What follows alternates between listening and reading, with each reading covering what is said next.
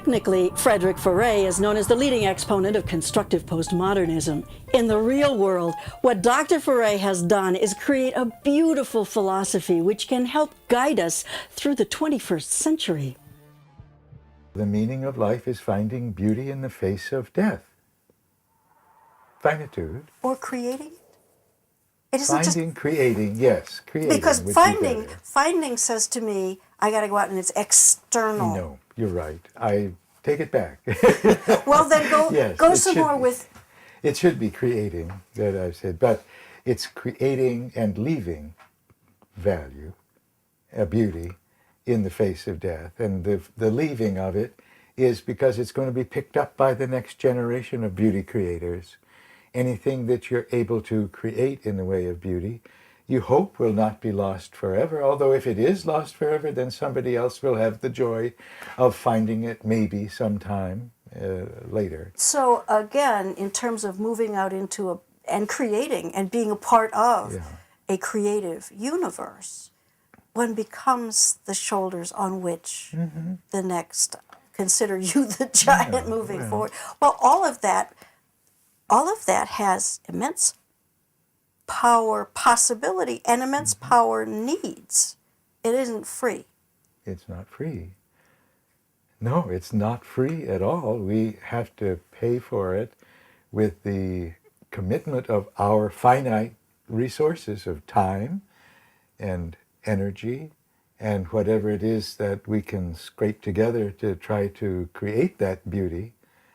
And without any knowledge for sure that it's going to be picked up by anybody else who might like to hop a ride on our shoulders. Which distinguishes you from the religionists, doesn't it? Yes, it does. I don't have any assurance that there will be another generation that will pick up my thought and go on with it, enough that it was once achieved. Well, standing on the shoulder of giants is good if the giants are reliable shoulders on which to stand. This is that progressivist challenge. That's right. You have to be careful. I mean, this is why thinking about it, knowing, examining is so important, because it's very easy to hoist yourself up on the backs of unreliable people. It certainly read bad is. ideologies. It certainly is. And so we need to test our giants. Even our giants have to be tested in terms of the very best kind of logic and evidence that we can come up with in our own small way. And the speculative, the gadfly that Socrates talked about, that keeps thinking going on, not ever being entirely comfortable.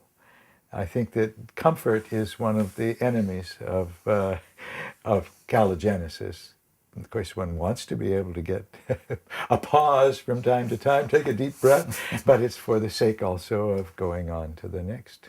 It does help to tell oneself stories that allow for an expanding, more beautiful universe, acknowledging ugliness. Yes, and to be able also to realize that ugliness not only happens, but sometimes is a friend, to be breaking apart things that can maybe not ever be put together again quite the same way, but allow space for something else to be created that will be of beauty, that may not be the same beauty, maybe greater beauty, maybe can't quite reach to that level, but then somebody else might come along and do it.